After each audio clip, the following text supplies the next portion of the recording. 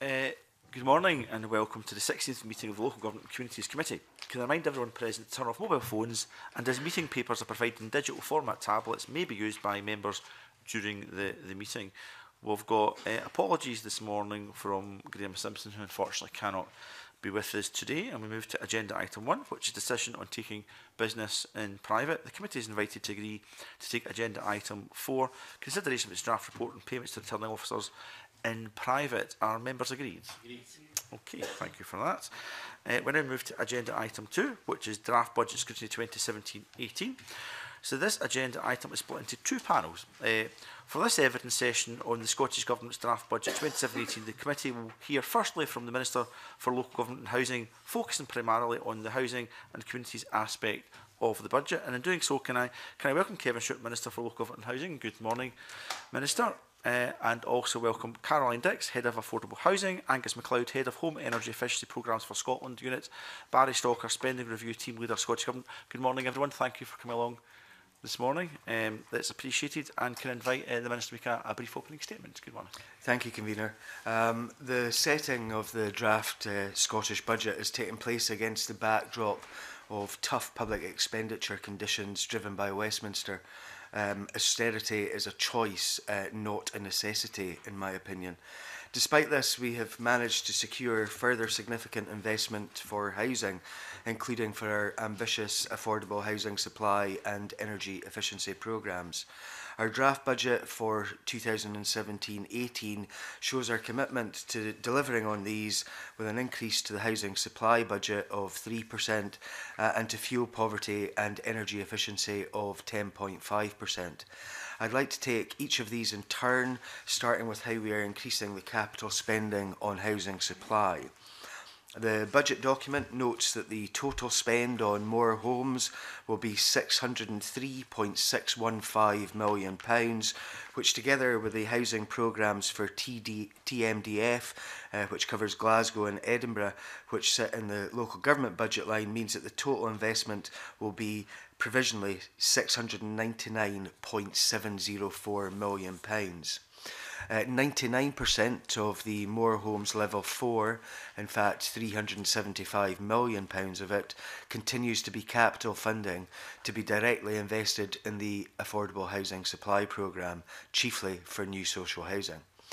This is a £10 million increase in the equivalent figure for 2016-17 and will enable councils and housing associations to maintain the momentum needed to increase the pace of delivery, which is what stakeholders have asked us to do. This is the most powerful way to invest in housing supply for a fairer Scotland. Turning now to improving energy efficiency. We remain committed to our ambition of eradicating fuel poverty. Latest statistics indicate that around 748,000 households were in fuel poverty in 2015. That's almost 100,000 fewer households compared to the previous year. While this is obviously very welcome news, we know that there's much more work to be done. Around half of this reduction can be attributed to the lower price of domestic fuels during that time, and I'm sure that we all recognise that prices fluctuate. That's why our key focus is to reduce overall energy costs for Scottish consumers by improving energy efficiency in homes where we can. Next year, we will allocate £114 million to tackle this and improve the energy efficiency of our homes, a 10.5% increase on the 2016-17 baseline budget of £103 million. This investment demonstrates our long-term commitment to address the challenges of climate change and also the inequality of fuel poverty in our society. And we'll deliver on this through our existing and developing fuel poverty programmes, which offer a package of support to help those who are struggling to pay their energy bills and keep themselves warm. So overall, despite the tough public expenditure conditions, we will still provide significant investment. I think in the circumstances, this represents a good budget outcome, meeting our commitments to building more affordable homes, improve energy efficiency and tackle fuel poverty. Thank you, Convener. Thank you very much for your opening statement, Minister. And we'll move to questions. Andy Whiteman. Thank you, Convener. Thank you, Minister. I'd like to probe a little bit more the housing supply and infrastructure in level 4, which is increasing by 2.7%, which, as you indicated in your opening statement, is chiefly geared towards building more social housing. Could you say something about what's behind those figures? What considerations were arrived at? What considerations were arrived at in terms of the increase, and to what extent does this budget contribute towards your 50,000 target? Well, this is key to delivering the government's target of 50,000 affordable homes, 35,000 of them for social rent. Obviously, Convener, in order for us to do that, we have to rely on our partners and local authorities and housing associations to collaborate with us in terms of that delivery. And I'm pleased that we have managed to raise that budget this year, and that is, of course, on top of the rise that there was in the previous financial year. I suppose what I'm after is what's behind the 379 million. I mean, how many homes is that designed to build, at what individual cost, etc.? What assumptions are behind those figures? Well, obviously, in terms of the subsidy which we give to local authorities and councils, which was agreed on January last year, we have a certainty of how much is likely to be delivered when we take that into account, along with the investments that they make themselves. And all of that will come out during the course of the strategic housing investment plans, which are coming in at this moment in time. Obviously, those subsidy levels themselves, after the agreement, are a benchmark figure. And I've said, Convener, that if authorities, housing associations, councils come forward showing that there is a need, for example, for larger homes, 4 and 5 bedrooms, or homes for disabled people, then we will negotiate, allow them to negotiate with officials to make sure that that need is met, and maybe increase that subsidy a wee bit to help in that regard. So, just finally, Convener, do you see when the strategic housing investment plans come in that you will produce some kind of reconciliation between what they're intending to deliver, the budgeted cost, and what you've allocated in the next financial year? Obviously, Convener, as the strategic housing investment plans come in, I will be keeping a close eye on them.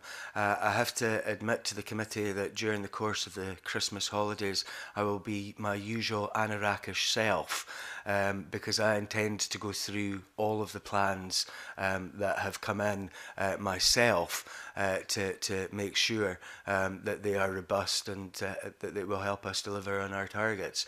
So the committee can be assured that I will be scrutinising those, and I'm sure that the committee in the future will be wanting a closer look at those plans themselves. Okay, thank you. Thanks.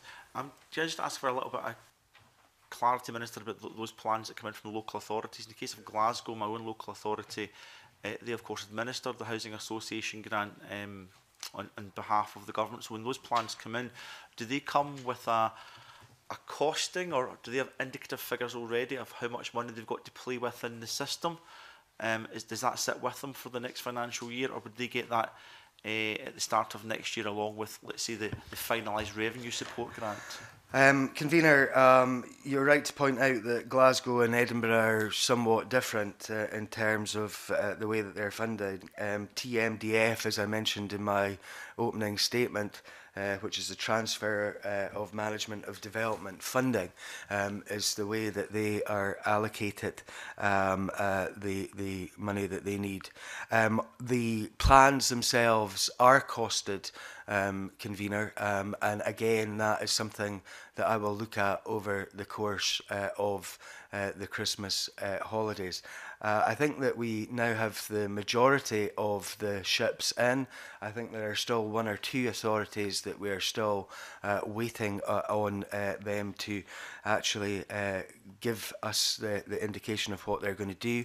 Obviously, Convener, the normal course of circumstances would be for local authorities to take these documents to either council or a committee of the council to agree them before they come to us. So I recognise that in some cases that's maybe slipped a little bit, but you can be assured that I will be looking at the costings and everything else associated with the strategic housing investment plans over the course of the holidays. That's really helpful, and it's always dangerous in a question when you don't know the answer yourself, Minister, but I'm going to ask it anyway.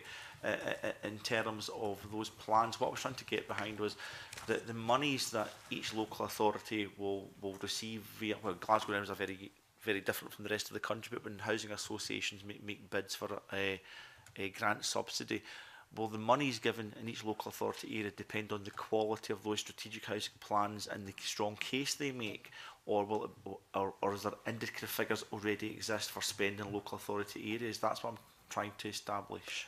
Well, they will get indicative figures from us of what their spend is likely to be. Now, I haven't seen in depth any of the ships yet, but what I would also expect from a number of local authorities, and it was certainly the case when I was in a local authority, as well as trying to ensure that you use your allocation, you should also, in my opinion, build in a certain amount of slippage into your planning, because we know that with the best will in the world, sometimes, you know, things do not go to plan.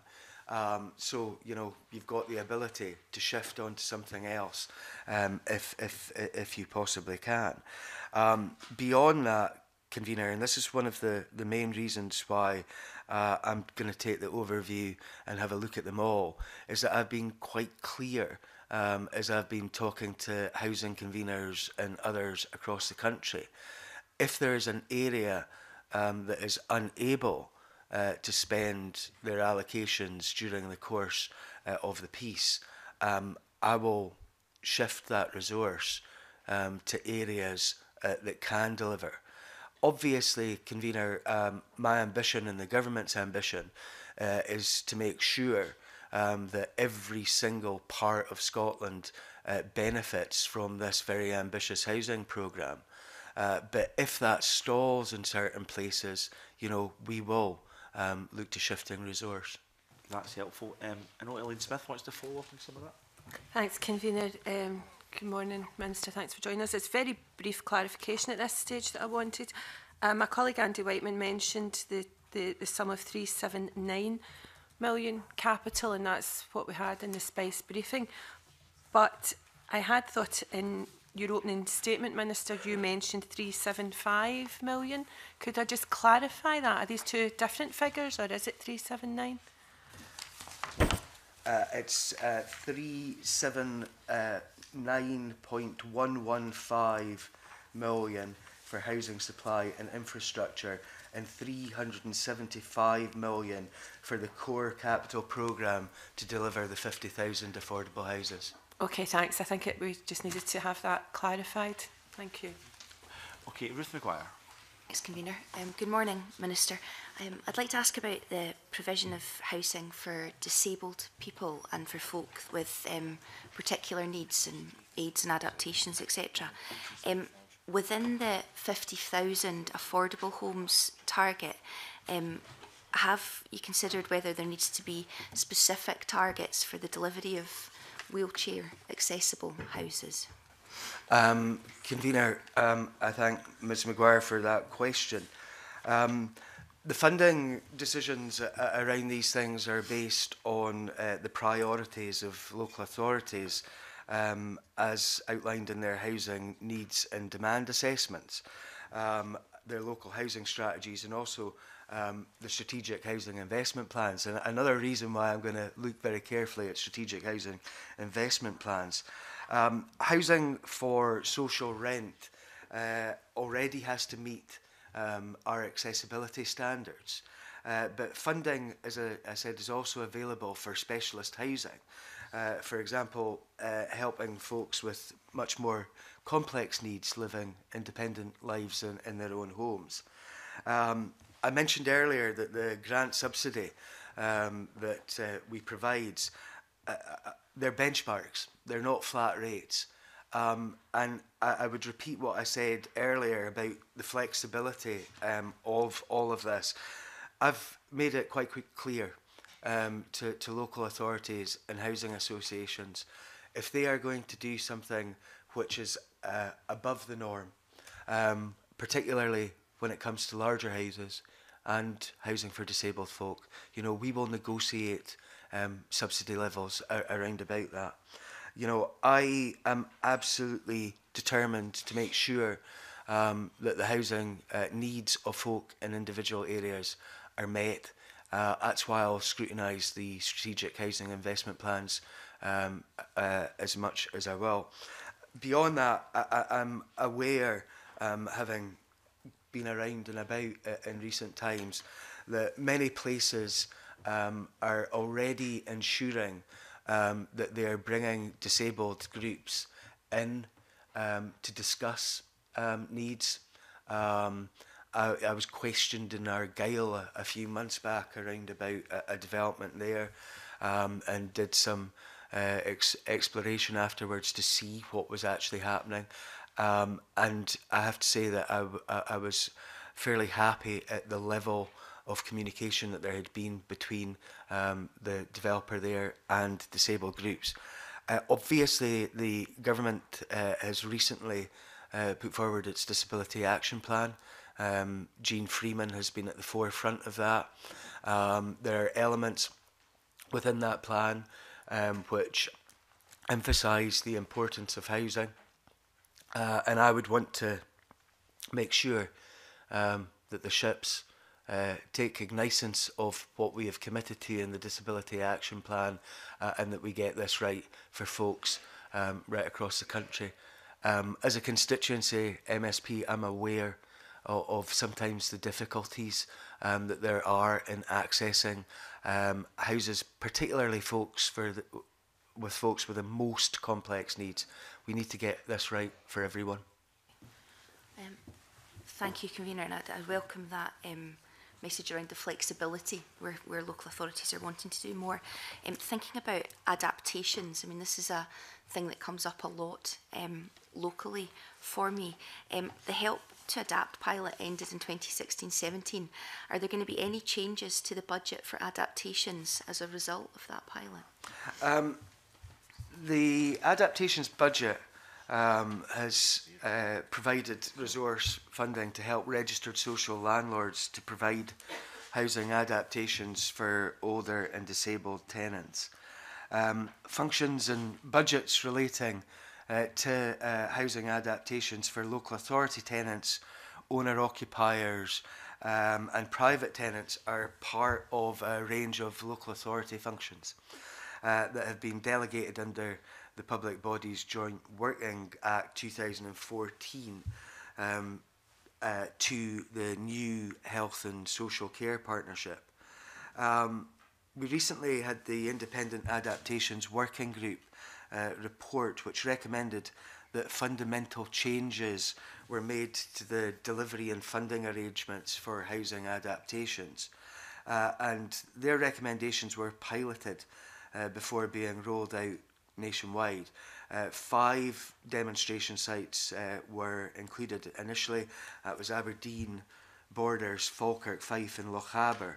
And they're piloting different approaches to test the viability of the proposals.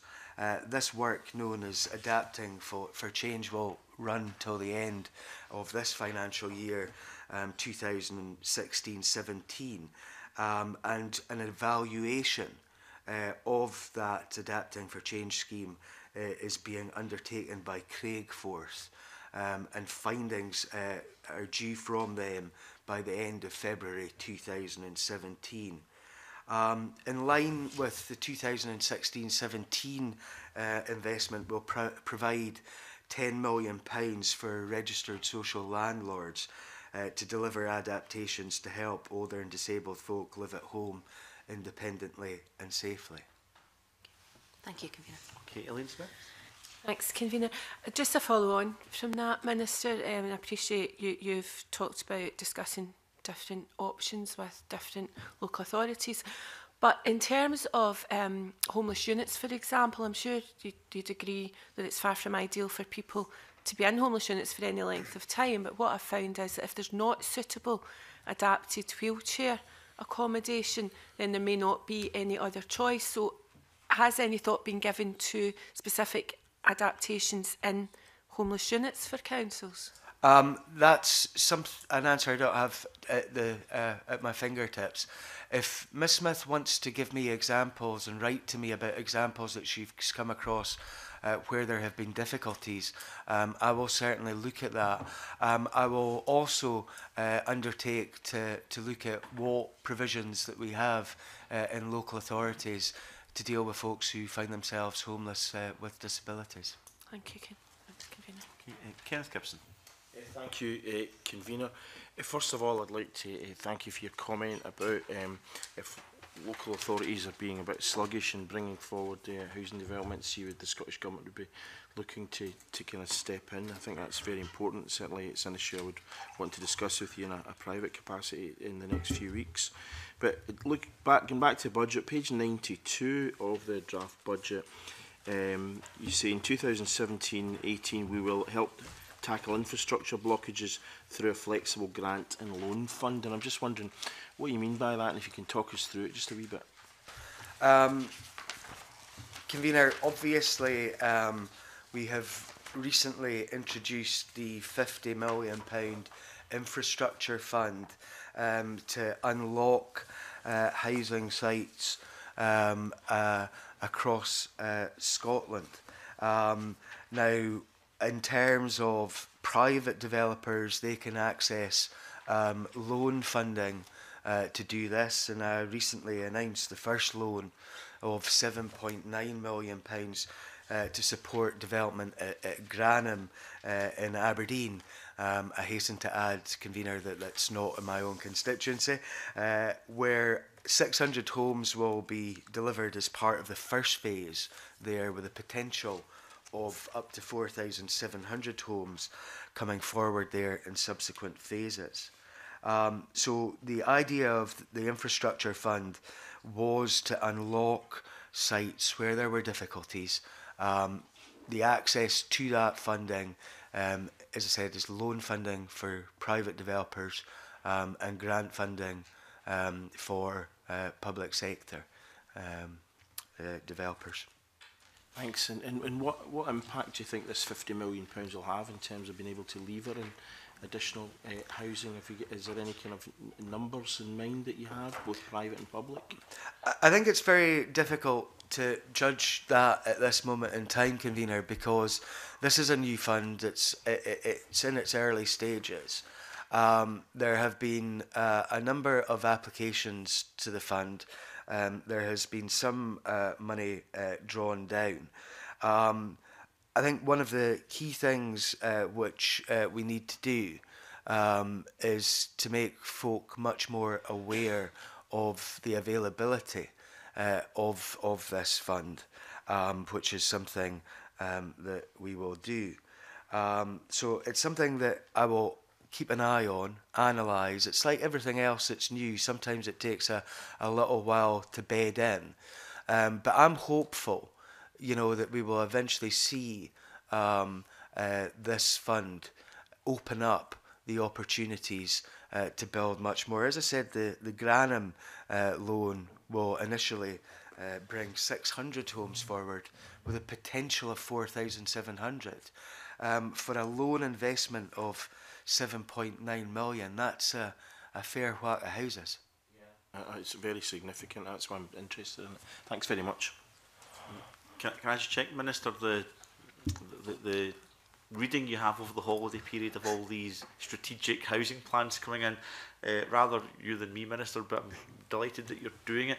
Will these plans, should they also have within them land that could benefit from the fund that Mr Gibson was talking about. As part of that, should they identify areas of land where there are barriers to development that could benefit from that fund, be it private loans or grants to housing associations or whoever? Would that be part of their strategic housing plans? Should it be? I would expect that to be the case. The ships themselves should be pretty comprehensive, and I was just checking with Miss Dix there to make sure that the ones that have come in have got some of that in them. So yes, I would expect them to be pretty comprehensive in that regard. Okay, and can I just clarify? Our clerk tells us that this committee's been streamed online with the BBC at the moment. People watching this, there will be some minister, and you keep saying ships. Could you perhaps just give strategic housing investment plans, convener? Which of course everyone around this table knew, but when you talk about ships, others may not. And I keep talking about helpful. the ships coming in, and I actually said it the other day, and somebody responded about good ships in the Ali-Ali-O, so which of course is not an acronym. Yes, indeed, yes. Final, before we're going to move to Alexander Stewart in a second. Alexander, that's your kind of heads up that we're going to come to you next. But can I just check? Will there be an analysis of all these ships as they come in, and would that be reported on in any way, or would that just be a kind of direct relationship between yourself as minister and the local authorities? Because this committee might be interested to know the dynamics around that as we monitor the 50,000 target going forward. The More Home Scotland team will of course be analysing in depth the strategic housing investment plans, and will be having discussions with local authorities and other partners about their strategic housing investment plans, and to ensure that they meet their housing need. Obviously, convener, that's a pretty comprehensive piece of work to make sure that we deliver on that target of 50,000 affordable homes over the course of this Parliament.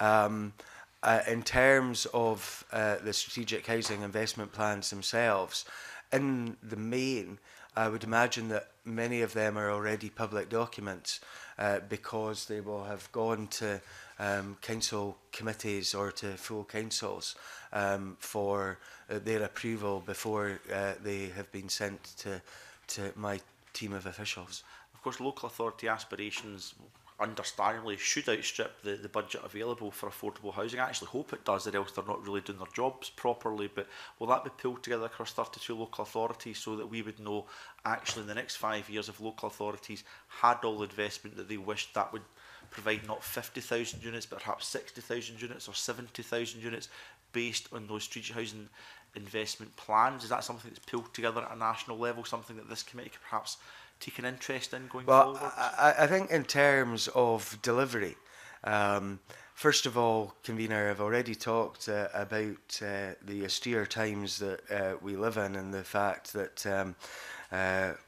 our budgets have not fared very well from the UK government in recent times. So in order to up delivery would require significant resource, and I cannot see that coming from the UK government at this moment in time. But beyond that too, even if there were a money tree that suddenly appeared with a large sum of money able to be plucked from it, there is capacity issues in terms of delivery, which we've also got to take cognizance of, in terms of the capacity of the construction industry, for example.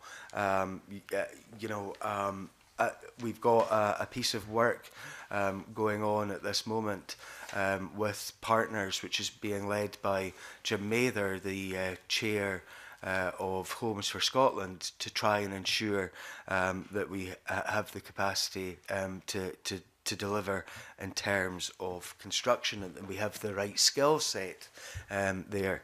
But there are also other impediments which may come into play in terms of delivery in that regard, and if you were to add to it, I think it would be very difficult indeed.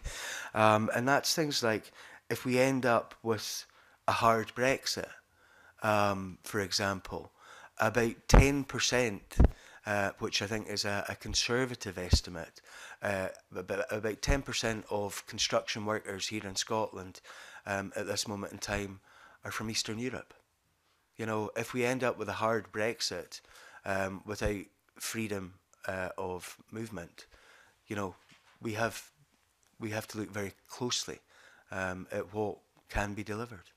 Now, I thank the Minister for that answer. Now, with all the health warnings, including austerity, and there is no money tree, as I think you said, Minister, would you look towards, if there is an analysis done of these 32 local plans, maybe sharing some of that with the committee so we could decide how our post-budget scrutiny might develop going forward? Because I think that's really what the appeal is, as we kind of tease out how we monitor the move towards that 50,000 target and the funds available. You know, Convener, we are open and transparent. We can provide you with further information, but I think folks have got to understand that what we have is a £3 billion budget over the course of this Parliament to deliver those 50,000 affordable homes. It's the biggest housing programme that there has been in Scotland for decades. It is much higher than the £1.7 billion in the last Parliament. But you know, £3 billion. If you could persuade colleagues south of the border to release much more capital funding, you know, I would make a pitch that you know, maybe some of that should go to housing. However, £3 billion is the envelope that I'm working to deliver those 50,000 affordable homes, and I think that in itself will keep me going for the next wee while, to say the least. But you know, we'll share whatever information that we have with the committee. That's very helpful. And that information, would it be an analysis? Because I mean, this committee could contact 32 local authorities. We could ask our research team to try and look at 32 strategic housing plans. But what we're asking, all we're trying to persuade just now is how we can get the most useful information from government to allow us to do our job, which is, of course, and I'm sure will reflect some of the significant increases in spending in the affordable housing budget when we come to do our budget considerations. But our responsibility goes beyond budget scrutiny. It goes to monitoring the Scottish Government's aspirations for that 50,000 target, and any analysis you could give us to then allow us to benchmark and monitor going forward, that would be very helpful. So if you give consideration to some of that data being available, that would be very helpful. We will ensure that the committee gets a summary of the strategic housing investment plans and analysis behind that. That may be a while off, Convener, but Ms Dix will be able to do that and provide the committee with that information. That's very helpful. Andy Whiteman, did you want to come in some of that? I just want to move on to the rural. If it's moving on, can we take Alexander first, who had indicated was coming in? Thank you, Convener. Morning, Minister. Morning. With reference to the housing support, I'd maybe like to know your views on the additional funding that's coming for the homeless support as a result of the transfer. Are you talking about temporary accommodation, Mr Stewart? Yes, it comes under the homeless support. We, of course, will have a transfer of funding from Westminster for homeless temporary accommodation. I wouldn't call it extra money, to be honest with you, because there are concerns that homelessness services are at risk. The rents in temporary accommodation, due to higher management costs, generally exceeds local housing allowance rates. Therefore, the UK Government's decision to reduce funding for temporary accommodation available through the benefit system represents a significant challenge, not only for the Scottish Government and for local authorities, but also for the folks who find themselves in temporary accommodation.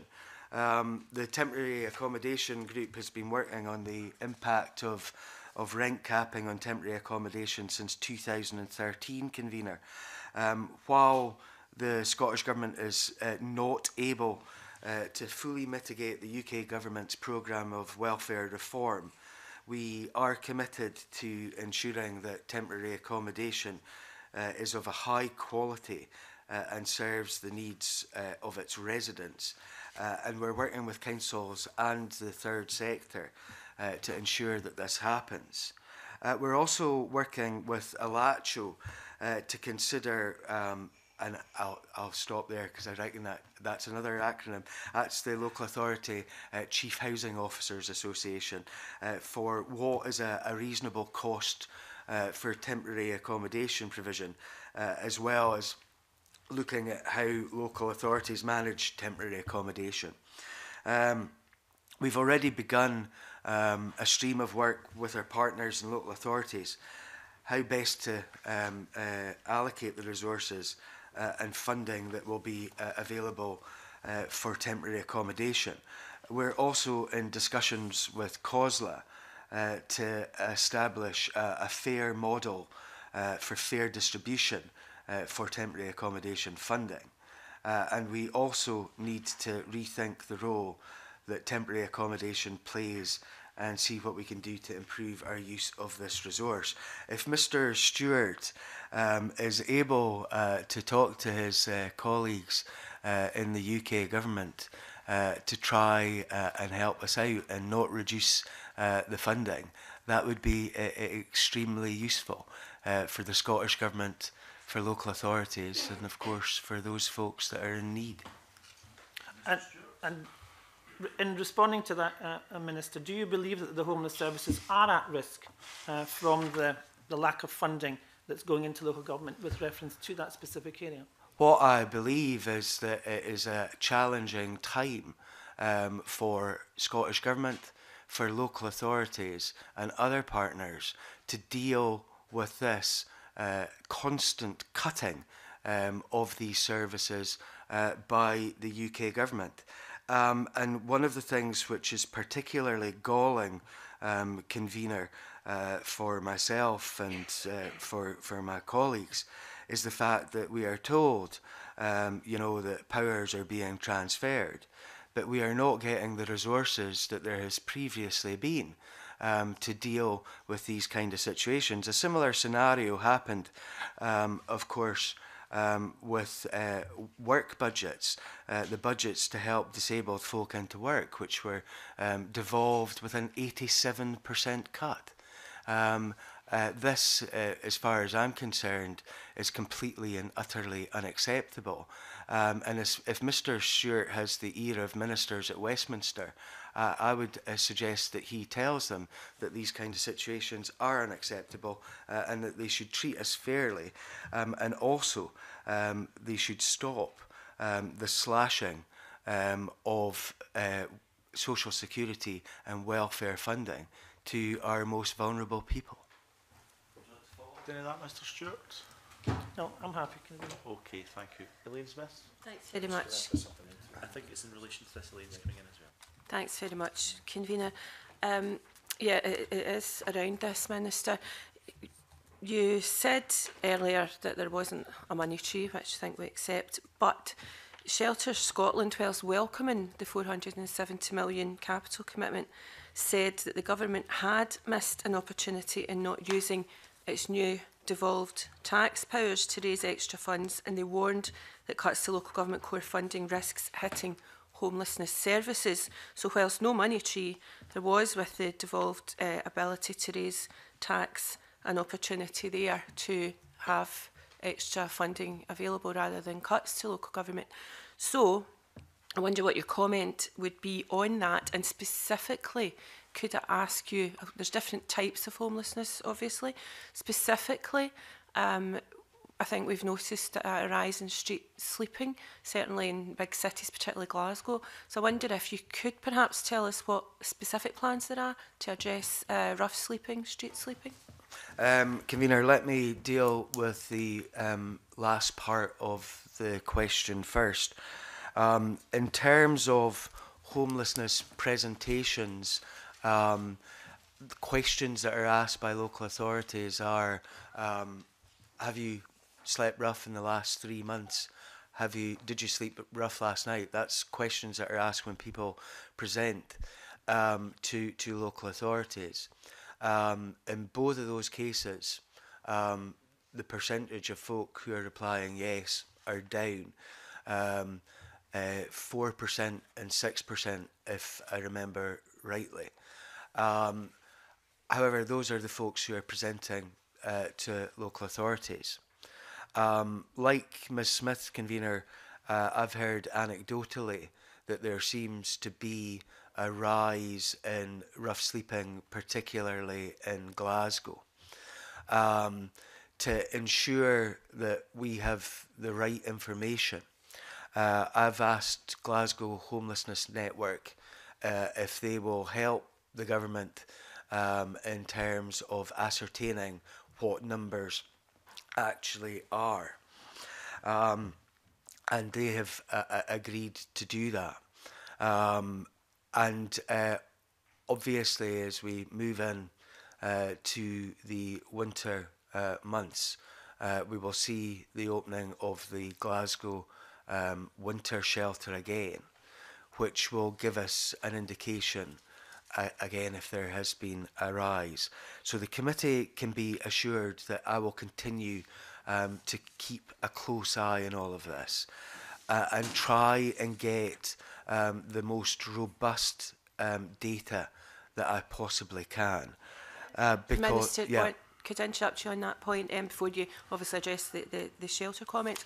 But last year, I think the winter shelter stayed open for an extra month. Yes. Is that something that you'd be planning for this month, if necessary? Sorry, this coming year, if necessary, as well? That's obviously a matter for partners who run the winter shelter.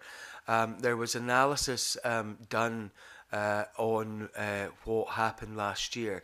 I have to be honest with Ms Smith and say that I only received that analysis on Tuesday, and I have not gone through that in the depth that I would like to. I will certainly do so and have a look at what the findings were from the analysis that was done about folk going through the doors last year and the support that was offered to them.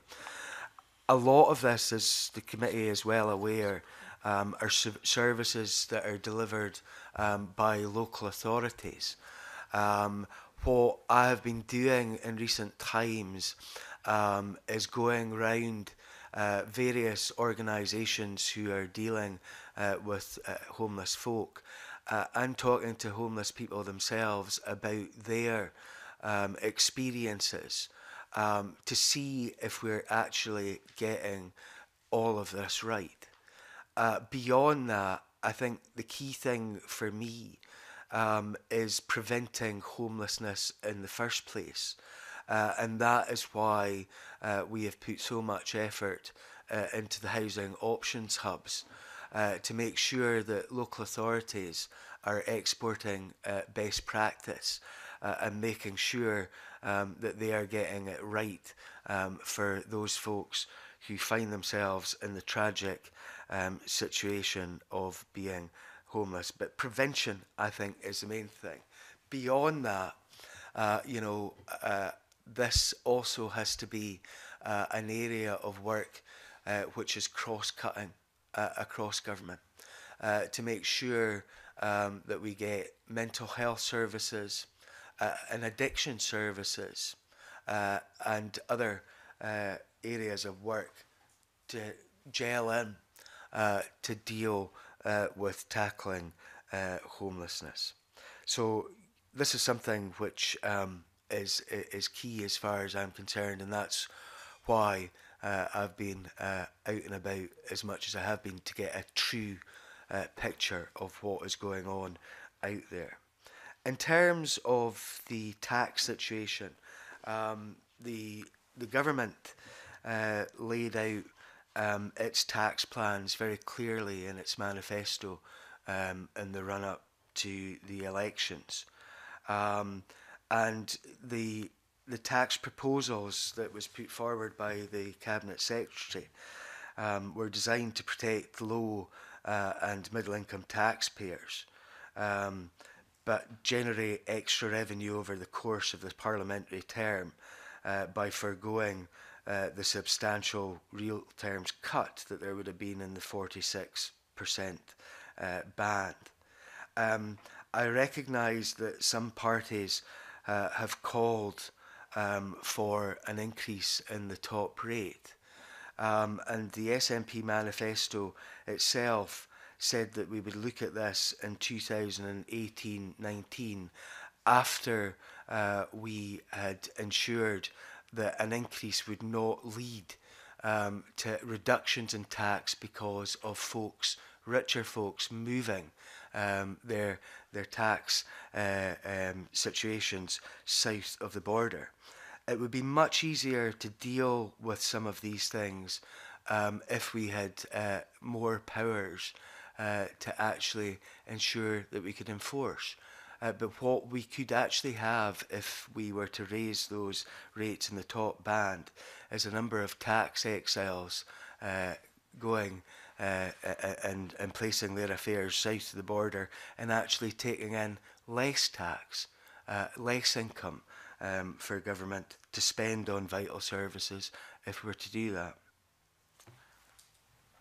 Okay, I'm also conscious, Minister, that this committee's taken a view on the money that is available in the budget under the heading of local government and communities rather than how that money is raised. So we might just leave that exchange sitting there. It's maybe for one out with this committee. Mr Gibson, did you have a supplementary on that? Yeah, it's just on the whole issue. It was just to ask the Minister how UK welfare reform is impacting on demand for housing and how that's being reflected in the Scottish Government's choices in relation to this budget.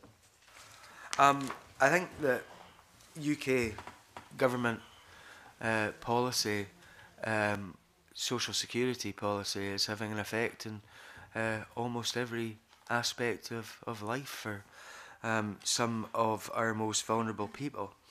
The key thing for me in all of the work that we'll undertake as we go forward is to increase that affordable housing supply with 35,000 homes for social rent. But it would be fair to say that some councils, and in particular some housing associations, have real concerns about social security cuts and payments to them through housing benefit because, you know, obviously their investment is reliant on rental funding streams, often which come from housing benefit. So the uncertainties that are created by this constant tinkering and constant cuts obviously has an effect on decisions that other bodies will take. That is something, again, that we have had a fair amount of discussions with the likes of the Scottish Federation of Housing Associations. As it stands at this moment, that is not holding folk back from committing to and investing in the housing programme at this moment in time. However, you know, these changes by Westminster, these constant changes, might lead to a situation where folk become more pessimistic in the future. And that's why, you know, I will continue to have the discussions with the Scottish Federation of Housing Associations and other bodies. And we will continue to relate their concerns about these changes to the Westminster Government. They themselves have lobbied pretty hard over the peace on this front, and we will help them in whatever way we possibly can. And has welfare reform influenced your decision to increase the budget to tackle fuel poverty by more than 10%? Well, I think, you know, welfare reform has an impact on that too, as well as many other factors. But the government does have that commitment to eradicate fuel poverty. That's a scenario that's going to take some time. We're going to look very closely at the over 100 recommendations that came from the two groups that looked at fuel poverty, the Strategic Working Group and the Rural Group, and that will influence a number of streams of work going forward, which will lead to the Warm Homes Bill. But I think quite clearly, in terms of some of the findings of these groups, yes, UK government welfare reform plays a part in some folk being unable to heat their homes to the degree that they should be. Thanks. Andy Whiteman. Thank you, Convener. Just a couple of questions, one on rural and one on energy efficiency. I've been trying to find out numbers for the investment Scottish Government's making in specifically rural housing, but I haven't been able to find any numbers. I think you break down expenditure by local authority area. I'm wondering if it would be possible in future to provide some analysis of the spend on rural specifically. Ms Dix is looking for some further information. What I would say, Convener, is our commitment in terms of the Rural Housing Fund, £25 million, and the £5 million Islands Fund that I announced just recently, show our commitment.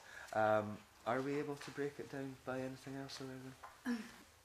Yeah, as you said, what we normally do at the end of each financial year is produce a report which gives a bit more detailed analysis about how the affordable programme has been spent, and that is usually broken down by individual local authorities. So that will show exactly what every authority is delivering in terms of homes. So my question is, given that Scotland is split into remote, rural, urban, etc., is it possible to get a breakdown of that? We can have a look at that. Okay, that'd be helpful, thank you. We'll look at it, but I kind of definitely commit to that, because that may be a little bit difficult, but we'll do the best that we can for the committee. Yep, just bearing in mind that houses have postcodes, so I'd like to think it couldn't be too difficult, but we'll leave it there. On the energy efficiency, Minister, you'll be aware that Existing Homes Alliance has been for some time now arguing for a £190 million investment in this coming transition year and £450 million a year by the end of this Parliament to tackle fuel poverty. I'm wondering, do you recognise those figures? And if you do, have you any plans to significantly increase the investment you're making in energy efficiency? I've met with the Existing Homes Alliance and individuals from within, and I'm well aware of the proposals that they have put forward.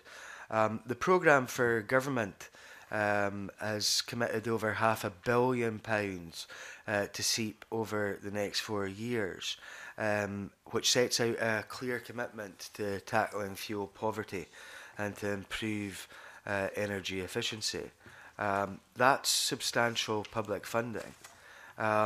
SEEP itself will commence in 2018 and will have that substantial annual public funding. It will be a coordinated programme to improve the energy efficiency of homes, of buildings, not only in the residential sector but also in commercial, public and industrial sectors too. Initial estimates suggest required overall investment of around £10 billion. But it's important to note that that's not just government funding, but should also be from a range of public and, of course, private sources. And we will continue to update this figure, and that will be largely led by the Climate Change Action Plan, which will be published in early 2017. Obviously, we will outline a fair amount more in the Warm Homes Bill. But this is not just a matter for government, and this is not just public funding that we're talking about here. We should also be cognizant that private funding will, of course, come into play to ensure that we make advances in this front. Yes, Minister, I'm well aware of that split, which is why I used the figure of 450 million, which is the Existing Homes Alliance estimate for what's required by public expenditure. Do you recognise that figure, and do you have any problems with that figure in terms of the targets the Existing Homes Alliance is setting? I recognise that that's a figure that the Existing Homes Alliance has put forward. As I have outlined already, what the government has committed to in this programme for government is that £500 million spend over the next 4 years. Well, that was our last question, Minister. Can I just thank both yourself and your team for coming along to provide evidence this morning. It's been helpful as we look at our budget considerations. And with that, we'll suspend briefly as we prepare for the next witness. Thank you.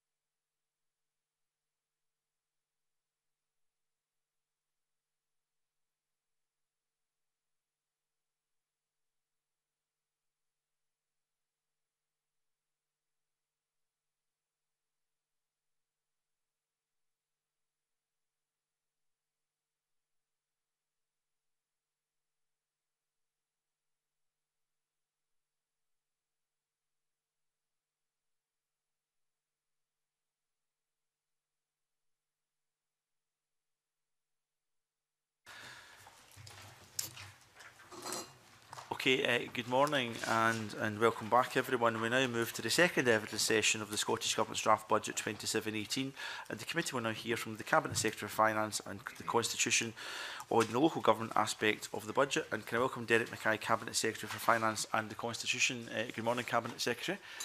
And can I also welcome John Nicholson, Deputy Director of Financial Scrutiny and Outcomes, Douglas McLaren, Head of Local Taxation, Bill Stitt, Assistant Team Leader Revenue, Local Government Finance, Local Taxation Policy and Business Rates Unit, Scottish Government. Thank you all for coming along this morning. Cabinet Secretary, I understand you've got an opening statement to make. Yes, please. Thank you, Convener. I'm grateful for the opportunity to discuss local government finance, including in the draft budget. As I made clear to Parliament, despite the challenging economic and political circumstances that prevail, the draft budget will improve our public services and support our economy. Having held extensive discussions and negotiations with COSLA, I have proposed a full package of measures which I hope that all 32 local authorities can sign up to.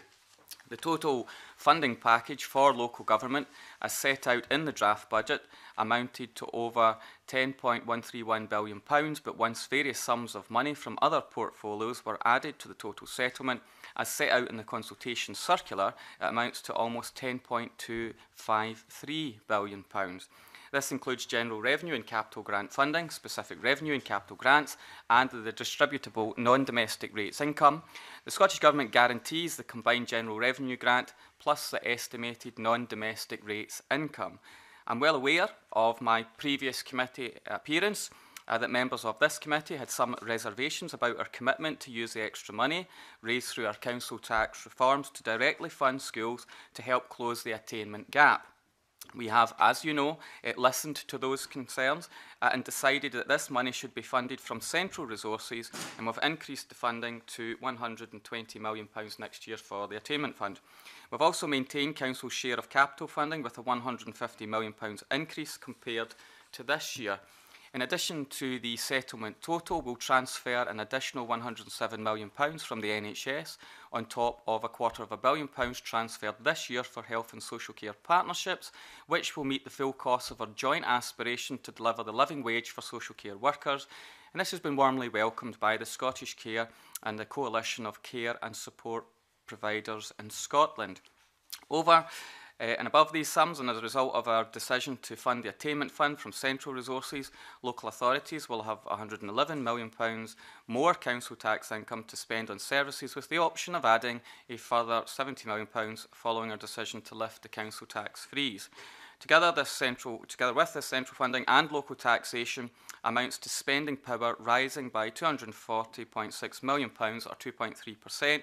It's a settlement that invests strongly in education, social care and wider local services before we even count in a further range of funding streams.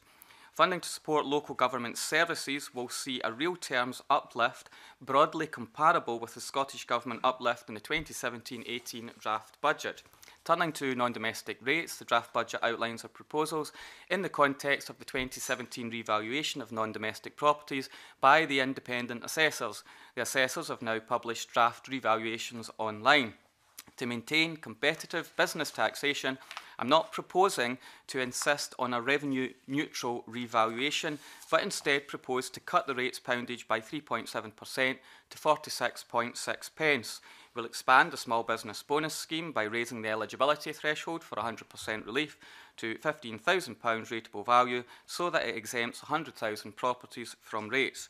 We'll continue the large business supplement at 2.6 pence, but raise the threshold to £51,000 so that 8,000 properties are excluded and fewer than 10% of properties are liable.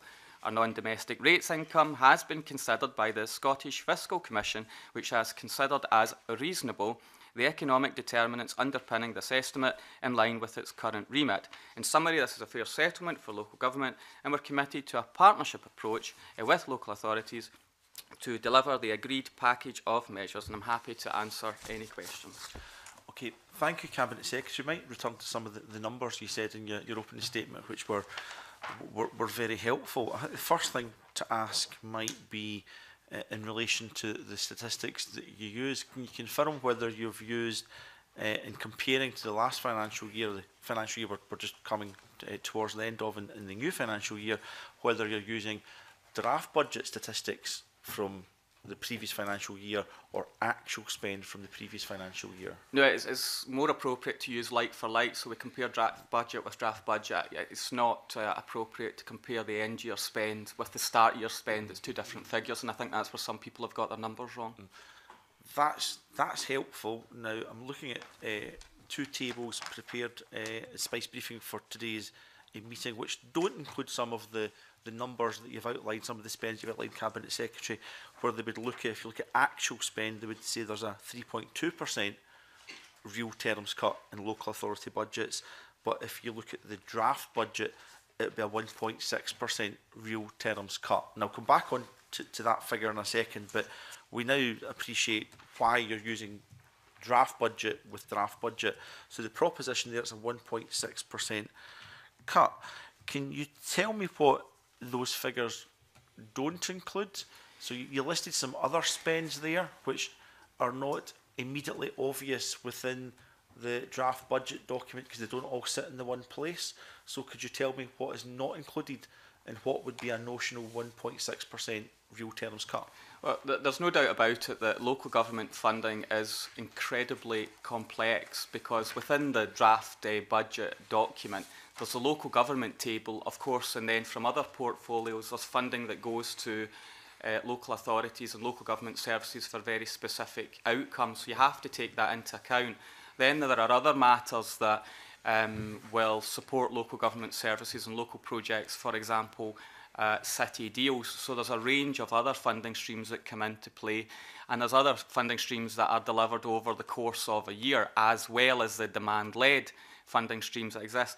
So it is incredibly complex. That's why there's figures in the draft budget. That's why you can't just refer to one table on local government finance. You have to look at the totality of funding streams from each portfolio to local government. And as I say, even beyond that, there are other deals such as city deals.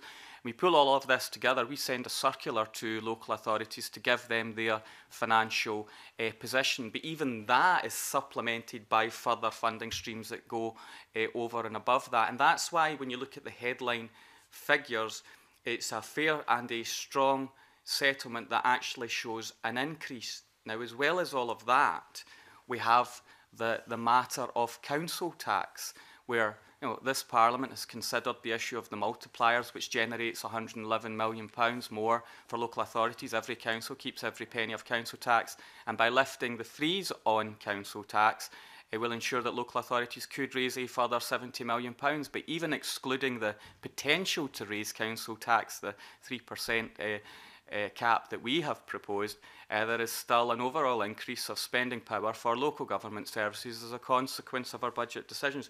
Now, if you want more detail of the accountancy of all of this, I'm happy to provide it. Any of the officials can do that. But as I say, it is incredibly complex, but when you play in all the different funding streams, it's a very fair and strong settlement to local government. Cabinet Secretary, I suppose that's a complex answer for what I thought was to be a straightforward question, which was if you look at those that are saying there's a 1.6% real terms cut to local government, what monies is not included within those numbers. And from your opening statement, this is what I just wanted to clarify, that doesn't take account of the £250 million integration funds that would be transferred. It doesn't take account of the additional £107 million new integration fund monies. It doesn't take account of the £111 million additional multiplier effect from council tax. Potentially, and it's up to local authorities, it doesn't take account of a potential 3% increase in council tax if they choose to, and perhaps some other monies. And then the Scottish Government gets to a very different figure from what some local authorities are asserting. I suppose from this committee's point of view is we'd rather have had all those numbers in the one place rather than looking between a budget document, a circular and other documents. So is it needlessly complex? Because I sometimes think, Cabinet Secretary, that it's the job of councils to say they've got the poorest possible funding settlement, and it's the job of governments to say they've got the best possible funding settlement, and the truth lies somewhere in between. And what I think this committee would like to do would be to have all the appropriate numbers that feed into support for local government services in the one place. So Is some of this needlessly complex? I think that part of the funding mechanism within the world of local government has emerged, and many of us have local government experience. And I think I'm one of the few members when I was in local government that was on the settlement and distribution group within COSLA, because much of this is done in partnership with COSLA, of course the negotiating body for local government. So much of the complexity has emerged over a number of years in funding and distribution methodology, the needs-based assessment, and then the floor mechanism. It is incredibly complex, and then there is a difference between what's presented in the draft budget, then what emerges in other funding streams, then particular ring-fenced funds, then further needs-based call upon resources. Then you've got the separate deals such as city deals, which surely everyone would welcome, Aberdeen, Glasgow, Inverness, so on and so forth. So it is incredibly complex, but I can draw down to figures that ultimately show the spending power for local government services is increased. But let me say on your key point here, I think it's actually a fair one, that if you were to design from scratch a local government funding arrangement, could you put all of the information in the one place at the same time? Would that be helpful? I can tell it would be helpful for all of us. So what I think we could do is look further at how all the information is provided for future years. But a lot of this is driven by the budget timetable. And of course the Parliament is looking at reviewing the budget process, partly in light of the new powers that we have, because we're no longer just a spending Parliament, but we're a tax and spending Parliament. So I think it's right that we look at our processes. And that decision to review our processes is further vindicated by the decision of the Chancellor of the Exchequer to change his budgetary timetabling, so that in future, apart from next year where there'll be 2 budgets, but in future years there'll be a spring statement and an autumn budget. Now that's flipping the whole budget process for the whole of the UK. That's profound implications for how we do the budget in Scotland. Now everyone's well aware of my timing of this year's budget, that I had to wait for the Chancellor's autumn statement. There was a consensus around that to be able to have a fully informed Scottish draft budget.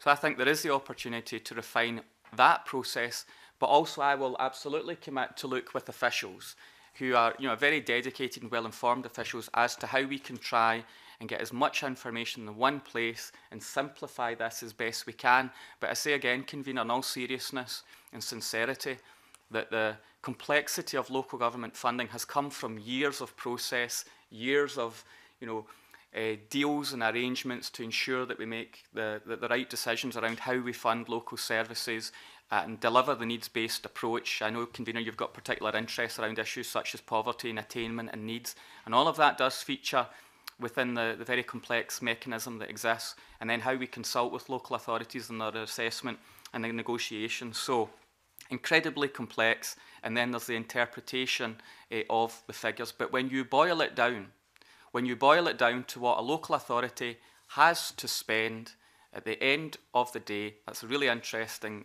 question. And then when you go further, what are the public most interested in?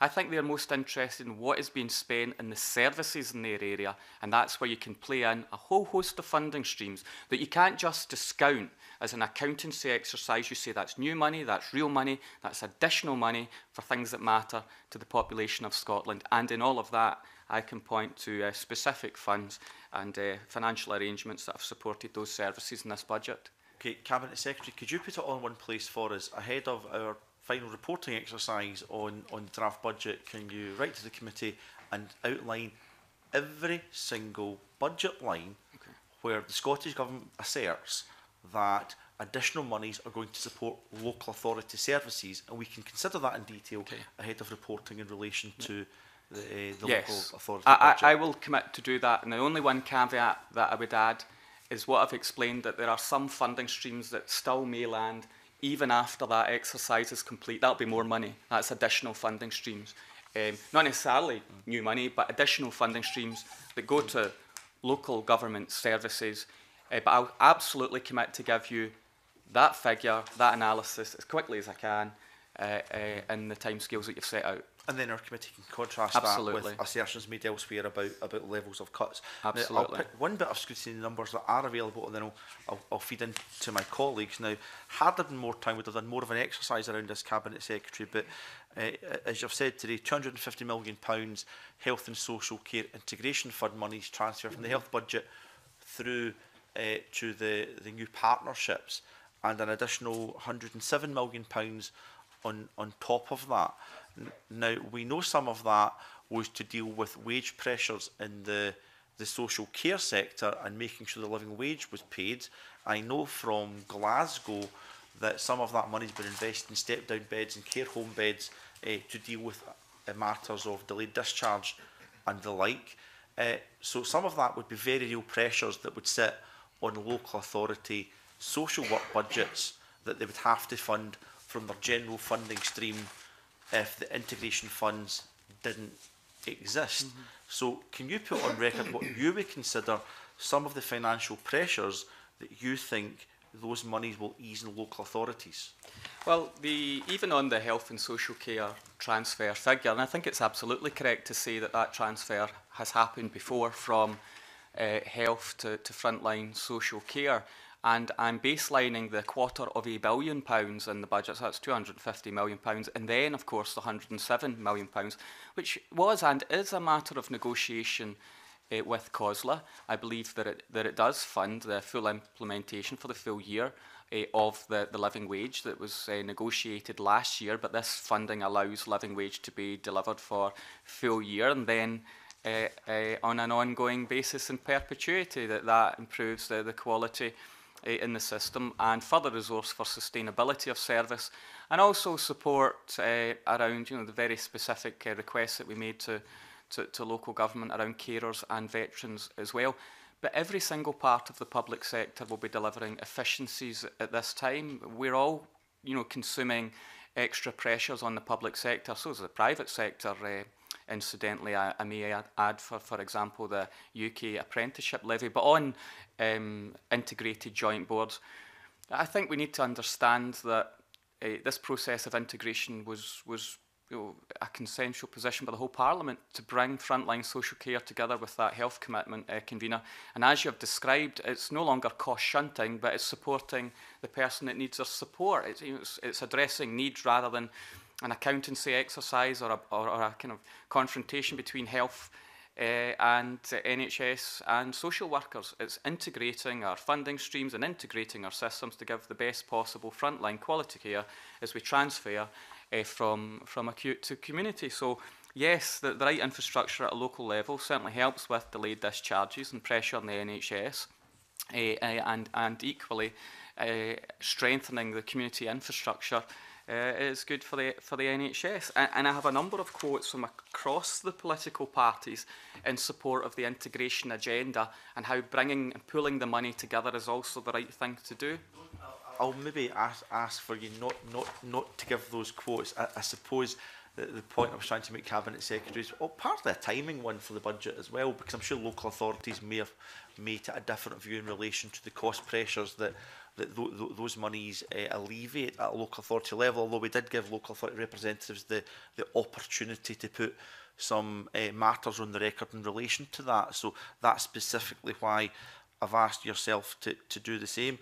I want to bring in Mr. Whiteman next, actually, and then I'll take Mr. Gibson. But just a point to leave hanging, Cabinet Secretary. I think this committee is becoming increasingly aware that there's a huge amount of monies swirling about the local authority area, and we've got an education committee, I would imagine, would look at the attainment fund cash and how that's spent, £120 million.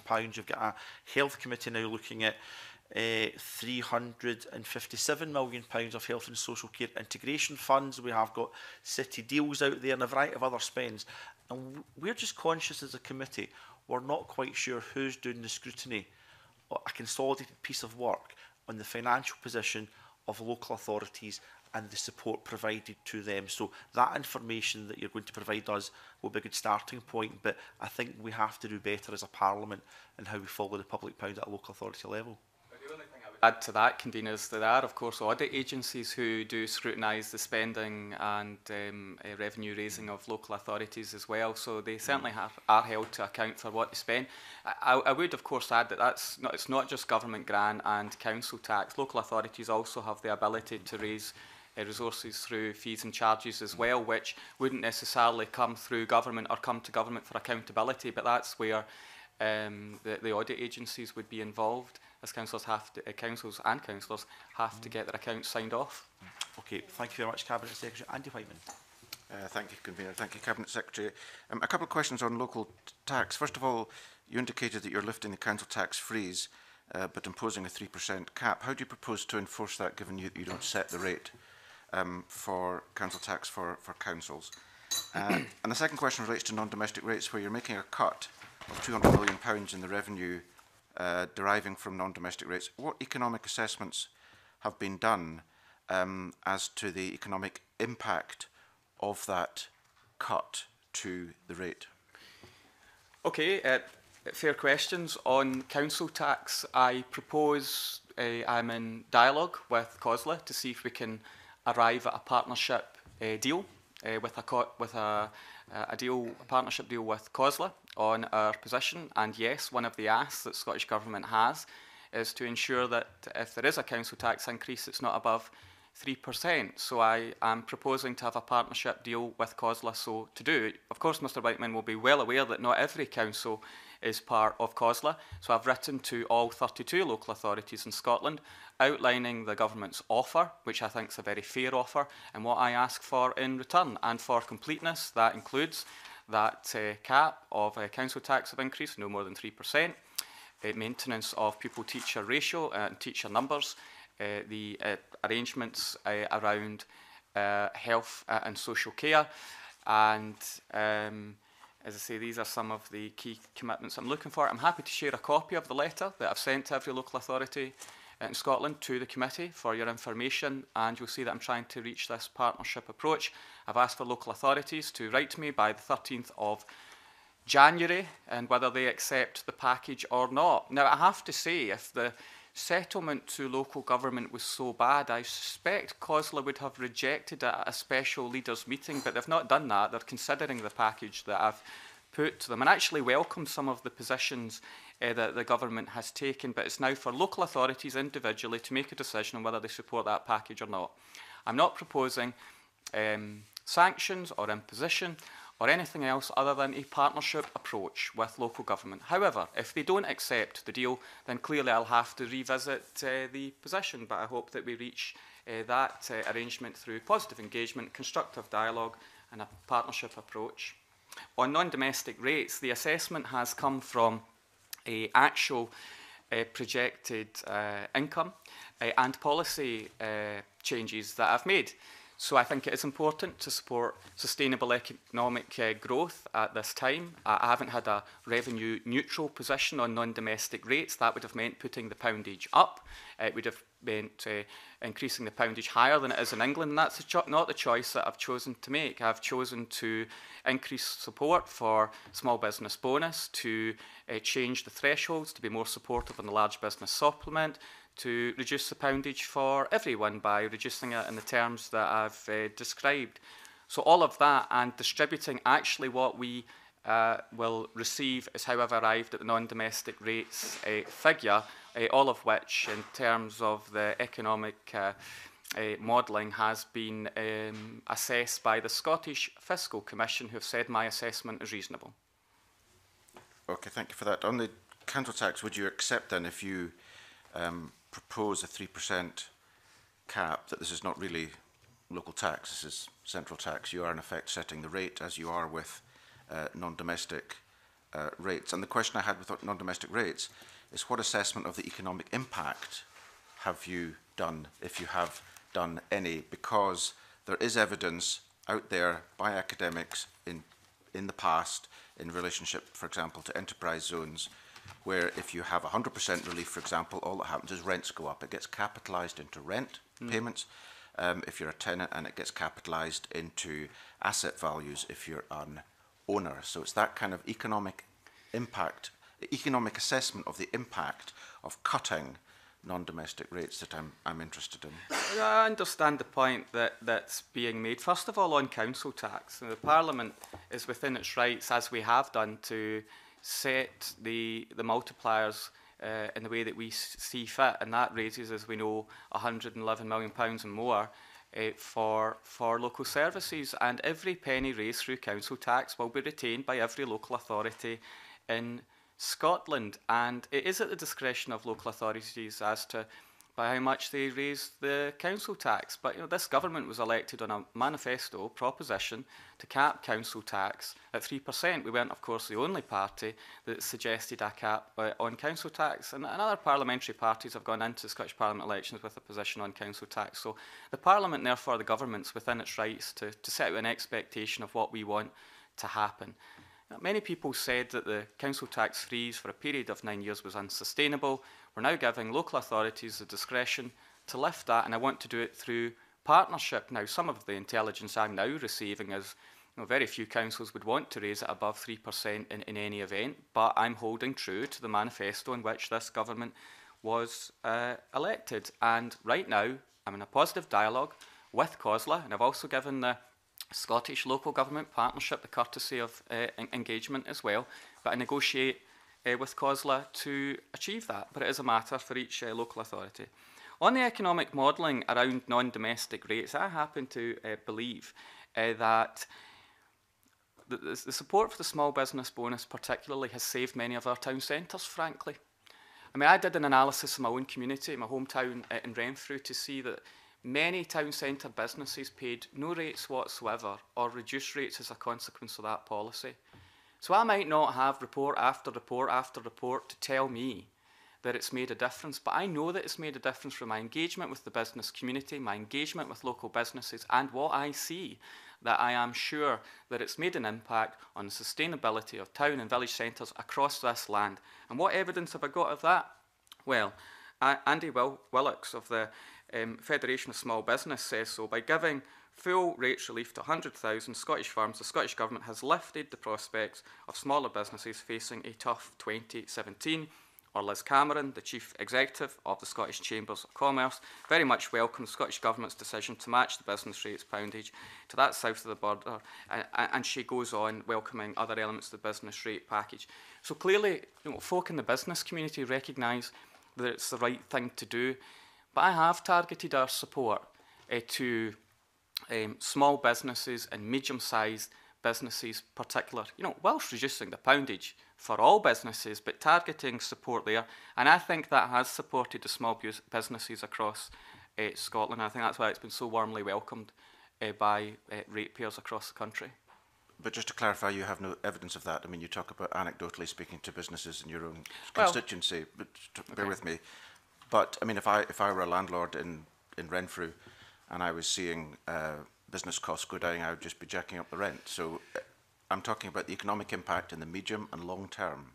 Well, Mr. Whiteman, I'd simply throw back at you what you're using as anecdotal evidence to challenge my evidence.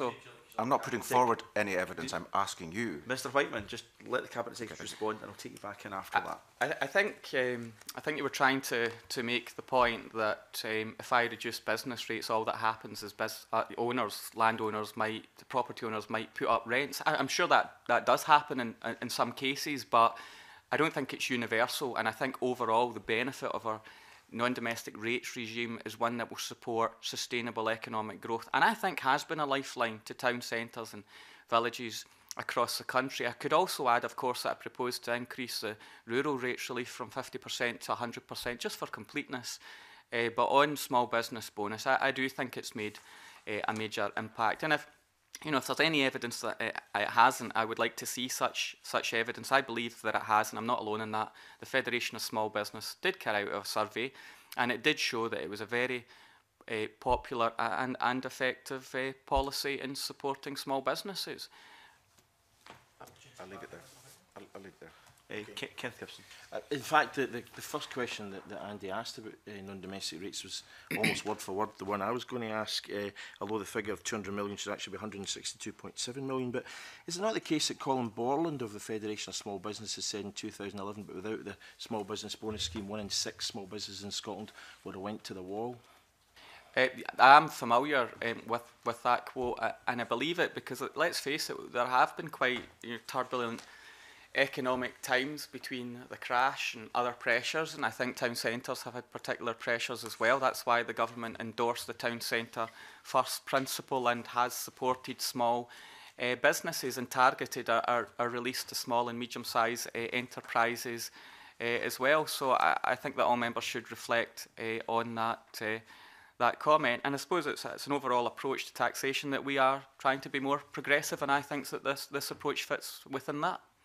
I've got no doubt that the small business bonus scheme helps small businesses survive and thrive and hopefully become bigger businesses, employing more people and contributing to our overall prosperity. But I want to ask specifically about the local government core budget. I think one of the frustrations members of the committee has is obviously the fact that we've seen the impact on the core budget of your statement, but we don't have a breakdown by a local authority of all the additional monies that's been talked about, the convener and others.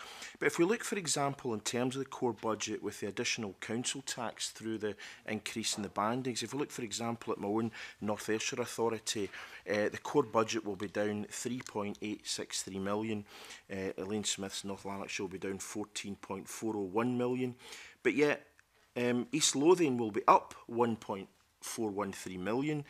East Renfrewshire will be up 495,000, Stirling 699,000, and that's obviously because they're more prosperous authorities in North Ayrshire or North Lanarkshire. So I'm wondering, when these new figures come in terms of the additional monies that are coming in from health and social care, integration, etc., will that be evened out to ensure that the poorer local authorities actually do gain additional revenue to be able to compensate for these reductions in their core funding? Yeah, I think it's a very fair point that if you looked at just council tax in isolation, what other parties in Parliament asked me to do was not to redistribute at a local level, not to do that. So every council keeps every penny of council tax. However, we still deliver the attainment fund. What's more, we increase the attainment fund, which is absolutely delivered on the basis of need. The core grant to local authorities is all distributed largely on the basis of need. The methodology that's in existence between Scottish Government and COSLA. And what's more, there is the floor mechanism as well. You can see people's eyes glaze over when you talk about all these mechanisms, but it's complex as I've described. But the floor ensures that in the range of adjustments to local authorities that there's support, so that there's a bit of convergence around the change in what a local authority may receive. And I'm looking at charts right now, and again, as soon as I'm in a position to do this, as you've requested, convener, for the committee, I'll share this information with you. And what it will represent is when you take together the funding streams, the change to the multipliers, and the ability to raise the council tax by up to 3%, and what we're doing around integrated joint boards, it will show you the increase for authorities across Scotland. So, if you look at just core settlement, that totally ignores a range of other funding streams. And again, I say what are communities most interested in? It's the totality of the package to their community. It's what are you investing in schools? What are you investing in the health and social care partnerships? What is a range of resource going to a local authority? And on that, that's where I can reach the figure of £240 million, 2.3% increase. And what's more, there are further funding streams on top of that that support local services. And as I say, I'll give you all this detail, and what you'll see is what I've said in my opening statement, that the settlement for local government services, is broadly in line with the equivalent increase to the Scottish Government's settlement, which I think helps inform the debate in which some people have made some rather misleading remarks. Yeah, I think the frustration is that we've got the total figure, but we don't have the local authority breakdown figure, and I think that's something we're really keen to have. And I would actually take issue with everything being based on needs, because if you look at aggregate external finance from 1997, when Tony Blair came to power, the local authority was the biggest increase in resource in all that time per cap has been East Renfrewshire in terms of percentage increases, and the one with the lowest has been Glasgow. So I do think that formula has to be looked at. In terms of moving on to another issue, Convener, capital funding, I was delighted to see a 149.614 million increase in capital funding, about 24% increase, which I think is really welcome, very warmly welcome. I'm just wondering how that will be dispersed again. Are we going to get more information on that, in the specifics of that? Yes, Mr Gibson is right that one of the main drivers in distribution for the core grant settlement is actually population, and that's right. I know Mr Gibson's experience from the local government world as well as finance. That Mr Gibson understands this. Population is a main issue, but when it came to readdressing the council tax and attainment fund issue, the £120 million is absolutely distributed on the basis of need, i.e. recipients of free school meals. And I think that's the right thing to do, because that's actually delivering that funding on the basis of need. And I think for the first time, I've been able to look at council tax and government support in the round. And the reason I do that is to help address that point. You can't just ignore an element of local government financing when you're delivering resources on the basis of need. That's why I keep focusing on the totality of the package, because I know a number of members are very keen to ensure that resources are allocated on the basis of need. Now, specifically on capital, there is a substantial increase in capital, and there is a further reprofiling of capital monies to go back to local government to the tune of £150 million, and that can happen over the next 2 years for the rest of the spending review period. But for this year, that increase is not even the reprofiling of that amount. The capital allocations are in the circular, and I can give the detail to you unless you want further explanation on how the capital settlements generated from my officials. Well, that would be helpful, but I think what we're really looking for is when will we have the actual council by council breakdown of all these additional figures. That's really, I mean, I think I'm sure it's looking to be like mid-January, but I just wonder if we can get a specific date on that, because I think that would be very helpful to all members of the committee and indeed the Parliament. Oh, Convener, I could give you the circular on resource and capital now. I can give you that now. I can give you the capital settlement now, because that's out for consultation with every local authority in the land. But my point was going back to the convener's original point, that if you want the totality of resource, that requires further work because of the timetabling. But I can absolutely give you the capital settlements now. Well, hold on just a second. I've got some information on capital. But not the increase. Bizarrely, what we've got in the actual budget document is what the capital was in the draft budget last time, and the capital in the draft budget this time. You know, departmental expenditure limits. And what we've got here is the local authority capital, but for 17-18, but not local authority capital from 16-17. So it's bizarrely we can't actually look at 16-17 and 17-18 to see what the increases have been in our areas. And yet in the core funding, it's almost the opposite. We've got the core funding, but we've not got the detail of the increase. It seems to me a bizarre way of doing it. And I think what we really want is both what the draft was in 16-17, what is 17-18 for capital and revenue across the board. Convener, I'll have that information for you by the end of the day. Thank you. Okay, that's helpful.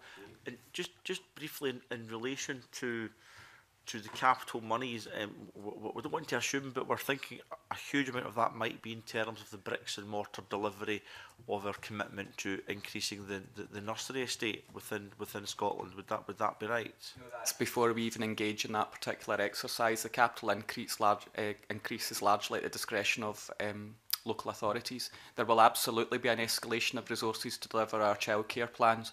That begins this year with a £60 million investment around piloting and the current arrangements. So no, it's not the case that the current capital grant is conditioned on childcare expansion, but absolutely there will have to be childcare expansion in years to come. So the capital provision is £210 million? Where did the £60 million come from? The £60 million is the childcare investment for the draft budget. The not in the yes, no, it's not capital. I mean, we're not mixing this up. £60 million is what's allocated for childcare. Just to be clear, convener. That's the beginning of that in terms of training and support.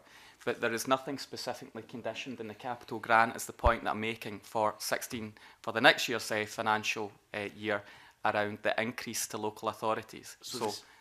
So the £60 million, which is earmarked in terms of childcare, is resource. It's not to put the spade in the ground and say build an extension to this childcare facility. Let's plan ahead for the Scottish Government's commitment. It's about staffing and resourcing in that revenue stream. The £60 million is from the education portfolio to begin the process of expanding childcare. It's not the capital resource that you've referred to. The capital resource is local government share of capital. That's the increase that Mr Gibson's speaking about, and it's not conditioned on the expansion of childcare. Okay. That's the position. Okay, thank you. Elaine Smith. Thanks, Convener. Thanks for joining us, Cabinet Secretary. I think obviously it would be fair to say that a lot of this is complicated, and we've had council leader after council leader talking about cuts. You know, specifically and if we just take Edinburgh, which is Labour led with the SNP, the leader's saying it's the worst revenue settlement from the Scottish Government since the onset of devolution. So these are the kind of comments that we're hearing around the budget. And then if we look at the figures, we've got the SPICE figure of the 327 million cut, but that would seem to be the real terms. You're saying it's not comparing like with like because you're comparing the draft budget with draft budget. So we'll put that over here. So if we do compare the draft budget with draft budget, then we're looking at a 1.6% cut from the figures that we have here. So if I could just try to drill down a wee bit into that. Your own figures, Cabinet Secretary, talk about 267 million as a potential increase in the total spending power, but within that, that does include the revenue from local taxation. So if the 3% were not to be used, how would that figure be adjusted? Or is that something that you're going to try and come back to us with? Well, I can give the top level figures, and then what I'll do to be helpful is reference the very local authority you've mentioned, because I think that helps explain the position. So at the top level, if local authorities raise council tax, if every local authority raises council tax by 3%, that should generate round about £70 million. So bear in mind what I've said around the £240 million increase for local government services. That explains it's still an increase because the multiplier issue happens anyway. That's £111 million. So there's the figure within the top line, the top level of the totality of local government services.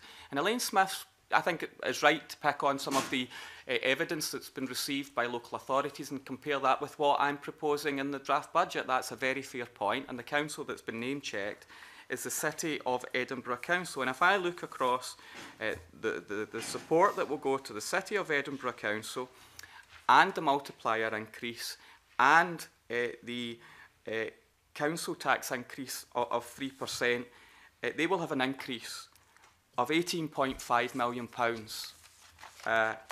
as a consequence of all of these decisions. That's an increase of 2.36%. I say the word again, an increase. £18.5 million. Now, that is totality of resource, that is the additional council tax income as well, that is the multipliers and the support to the integrated joint boards, which I've expressed why that matters and why I see that as local government services, because it's supporting that. And I could give you the breakdown within that shows you each element. So I make the point there's a total figure of a £240 million increase, and I say again, there are still further resources on top of that, but when I can break it down to every authority by authority, which I've said I'll share with you, it will show the reality of the financial settlement for local government services is as I have described since the budget. Okay, I think that would obviously be very helpful, but can we specifically, I want to come on to the integration fund that you mentioned, but specifically, can we say that it's a funding increase when it's based on a 3% possibility, which would actually be a tax increase, clearly not a central government tax increase, which you've chosen not to do, but a tax increase at local level. So you're calling it a funding increase, but actually it would be a local tax increase. Well, I've explained how that increase gets to that figure. But I tell you what we'll do for the purpose of this dialogue for Elaine Smith. What I suggest you do is, even if you discount the £70 million that could be raised from the 3%, it is still the position that the total package to local government services is increased. In which case, I think that leads me very nicely into the next question, Convener, that I had, which is on the integration fund, which I think was explored earlier, tends to be, much of that is to meet the commitment to the living wage for care sector workers. And clearly that is an increase to, well, it's financial transfer, if you like, to local government. But the point that was made is, if it's going to be counted in local government, should it also then be counted in health? And I think that's where a lot of the confusion around that has come from. The position is that the transfer that exists from health to social care is the same as in previous years. There's no double counting in that. It's certainly part of local government services as we've described, and I think the point's been acknowledged. It features within the draft budget, certainly within the health portfolio, but it's in the local government section as other sources of support, with the explanation in the chapter. So that's explaining the narrative of the position as we've just discussed at committee. And Elaine Smith has also fairly made the point that it is legitimate to describe as those services, because that's what it's doing. And I kind of take some pride from the fact that we're delivering the living wage in social care. I think it's long overdue, and being able to ensure that it will be delivered year on year now, I think it's a very important step. But it doesn't just deliver that. There's also extra resource for sustainability of services as well, and as I say, the other discretionary elements around the charging policy too.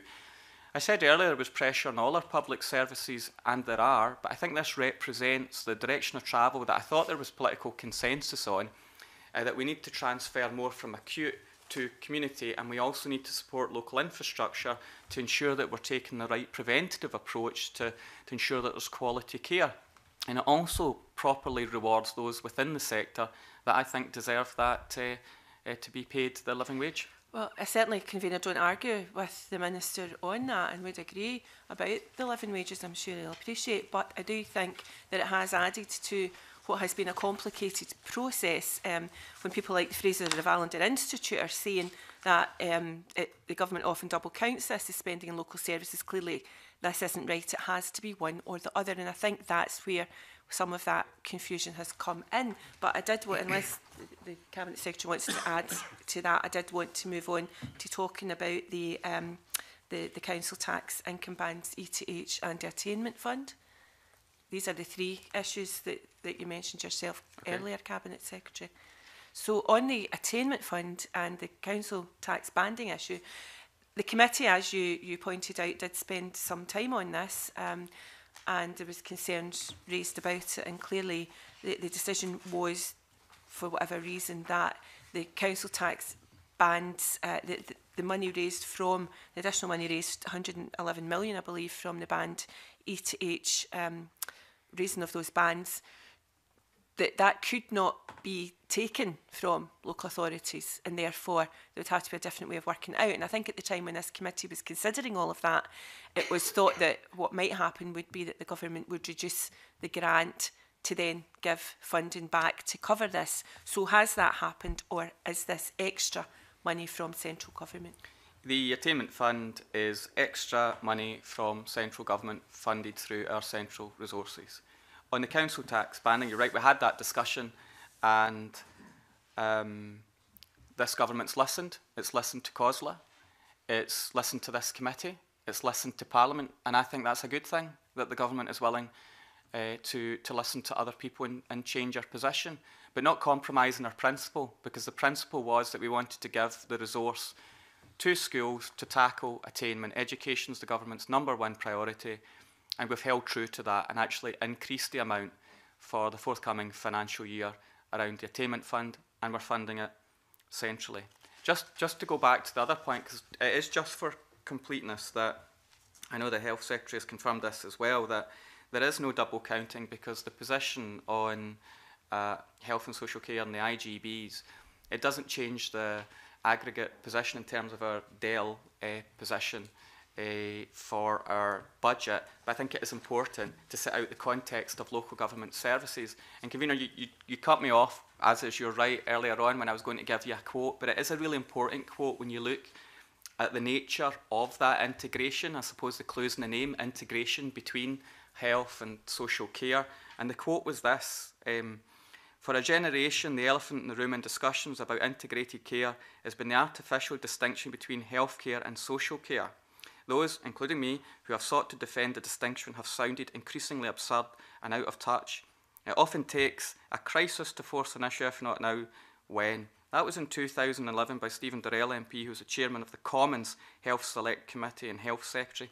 So the point I'm making is this, that local government finance is complex and the integration is equally complex, but it is the right thing to do to ensure that the resources are in place to support people so they get the right care in the right place at the right time, and that's what we're doing through our budgeting, which affects both local government services and the wider, of course, NHS. And as I say, we've raised through the multiplier to be able to ensure that every local authority now has that extra resource, which I think will be very well received. I think, Cabinet Secretary, Convener, if I may, there's not much argument over the principles around that, but obviously it is complex when people like the Fraser of Allender Institute are getting it wrong and saying it's double counting, and you are clearly saying it's not. However, could I just move on to my final question, and very brief? Yeah. It might be worthwhile, Cabinet Secretary, just giving a time check on how much time we've got left for evidence this morning. I'm very keen to take questions from Alexander Stewart and Ruth Maguire, and before we finish, we'll run until about 12:15, so if you can make this brief. So, thank you, Convener. Very briefly then, Cabinet Secretary, you're responsible for the whole budget with the Local Government Committee, so could I just put it to you that there are concerns that local authorities are facing greater cuts in other areas of the public sector? How would you respond to that? But I think I was able to outline in the figures that I've given, in the statement that I've given, that the increase for local government services is broadly in line with the increase of the Scottish Government's budget. And as I say, you can see more of the detail of that, but that is absolutely the position. So that accusation is without foundation. We shall move on now. Two very patient members of the committee, Alexander Stewart to be followed by Ruth Maguire. Thank you very much, Convener. Cabinet Secretary, you talked about initially the attainment fund, and I think at the last time you gave evidence, I was one of the members of the committee who suggested that you were going to be plundering the funds from councils to pay for the attainment gap. And you've explained this morning about how that is now not the case, that you've listened, and I very much welcome that U-turn situation, because I believe that is the right way forward as we progress. You've talked today about new and real and additional funding. You've also touched on fair settlement, but you've also put in the mix the complexities of the financial settlement and how complicated it can be. It can be perceived sometimes as misleading when we have reports coming out from other organisations suggesting there's double counting taking place, and you've indicated that that's not necessarily the case, but to a layperson or someone trying to go through all this process, it is very complicated and it is very difficult to try and understand exactly where the funds are going. But as some of my colleagues have said this morning, local governments across Scotland perceive and see what is happening to them over the next few months and year, that they are going to have to deal with massive cuts across their council areas. And you've responded this morning to say that that maybe is not necessarily the case, that you're giving more funds and you're giving additional money, but there still is this imbalance that, as I say, local authorities are dealing with their budget process at present as we move to the festive season, and then they'll be setting their budgets in February, and all of them that I've spoken to across my region tell me that they are facing massive cuts to services and to facilities that they're going to be dealing with for their clients and for their service users. This festive season rapidly. Do you have a question wrapped up within that? In all of that, Convener, you know, the Cabinet Secretary today has answered many questions that I had in my own initially, but I still have the question that we are facing a very difficult financial situation across the 32 local authorities. And none of them, as I say, that I've spoken to, perceive that they're going to be receiving additional resources. What they are dealing with is that they're removing services and they're having to streamline and salami slice as they've done in years gone past. Can I ask Mr. No, I'd like to respond to some of that cabinet Can secretary. I ask for one council? Can I ask Mr. Stewart for one council that you've spoken to? One? I've spoken to a number across my region. Can I have anyone? Anyone in your region? I mean, in Mid-Scotland 5, you know, I cover the Clackmannan side of things, the Stirling side of things, the Perth and Kinross side of things, which is my own local authority. You know, I sat at a budget meeting preparation last week when they were talking about that. So, okay, Convener. I think good value for money, even though you've waited, Mr. Stewart. That's 3 local authorities mentioned, Cabinet Secretary. Well, if I can just do, we'll just do one. I can do more if you like, but so we'll just do Fife then, shall we? So in the Fife area, in terms of the question that I've been asked, again, outlining the position I've outlined around council tax multipliers and IGBs, I've been very clear on local government services. The increase is £15.5, £15.6 million.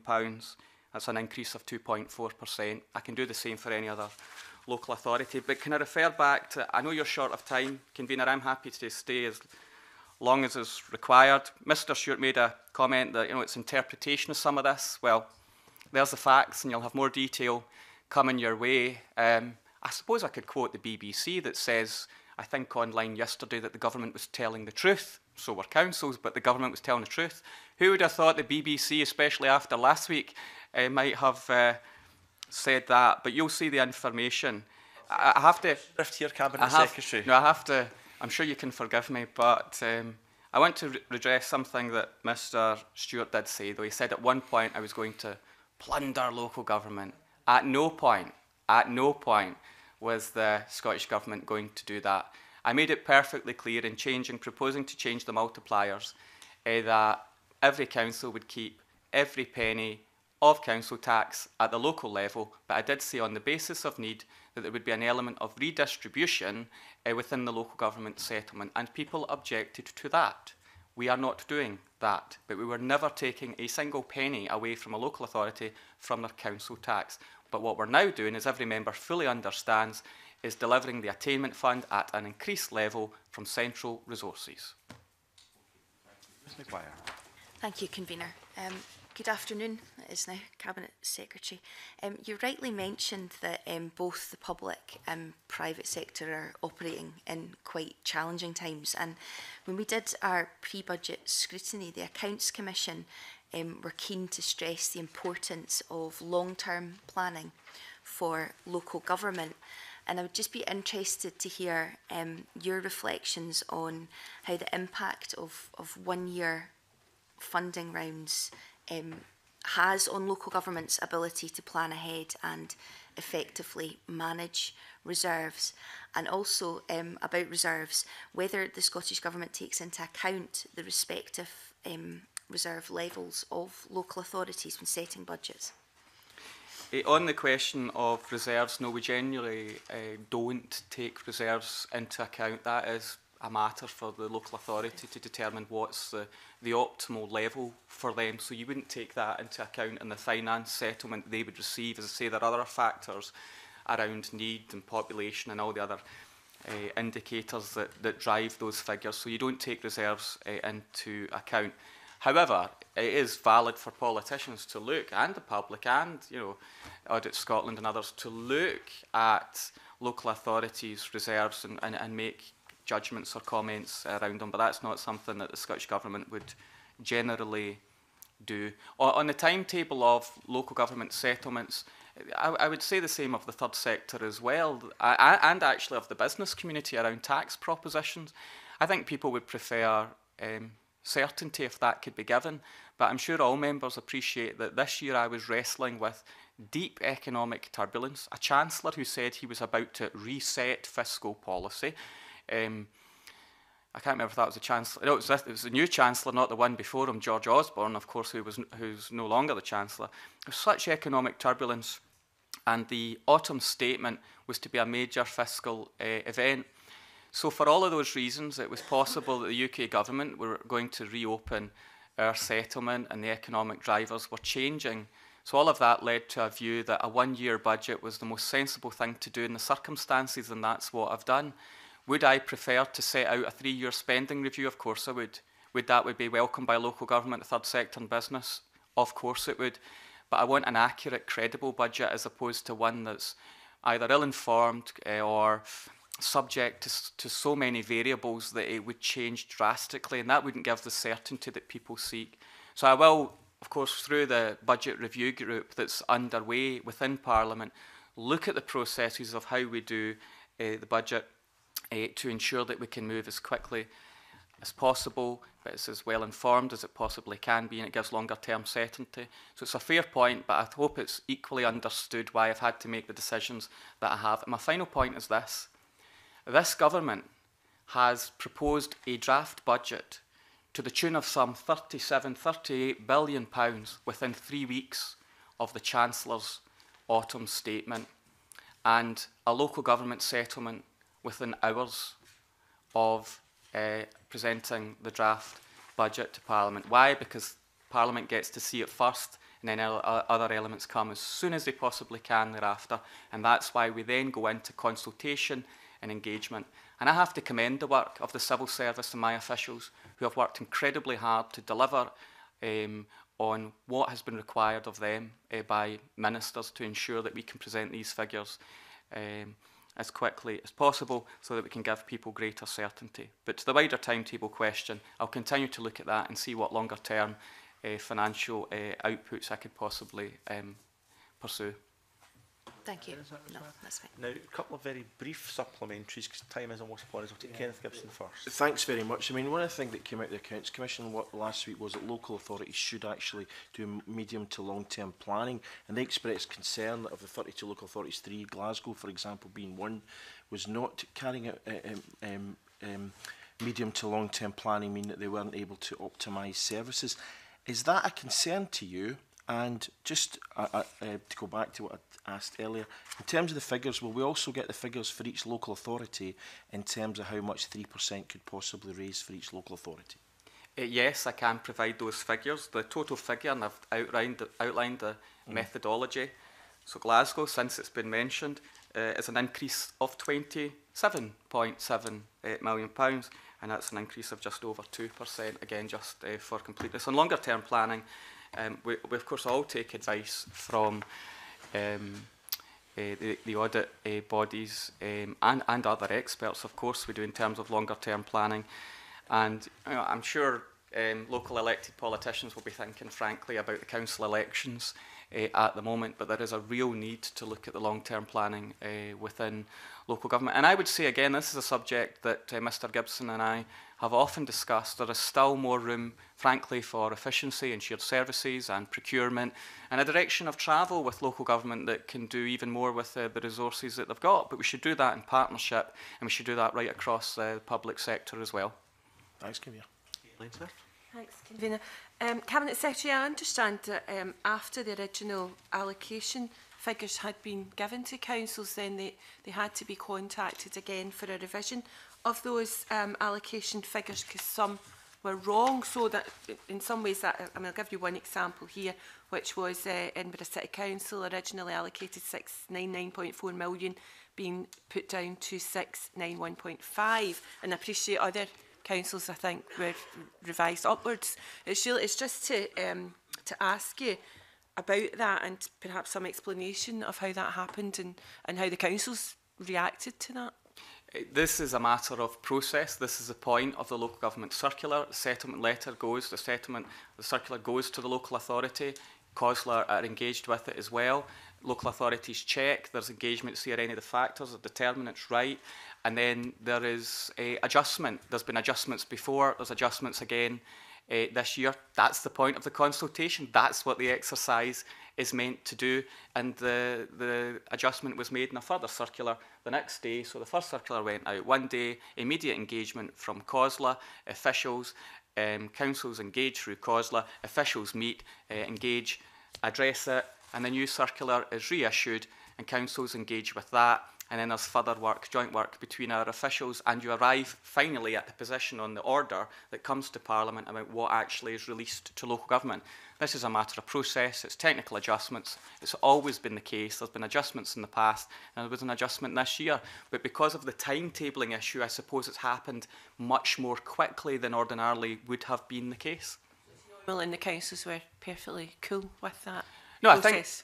I think when the councils look at their settlement letter, they'll say, oh, how have you arrived at those figures, or what are the drivers behind it? And once you understand that, they come back through COSLA to officials, we engage, we adjust and reissue it. My understanding at the moment is COSLA are content with the current circular adjustments made in proposition in terms of those technical arrangements, and what's still a matter for debate, discussion, agreement is whether individual local authorities accept my offer or not. Yeah, and that's by the 13th of January, but I think that was correct. Something important to clarify, if you don't mind, Cabinet No, I agree it's important to clarify, and I'm delighted to have been given the opportunity to clarify it. Okay. Thank you, Elaine Smith.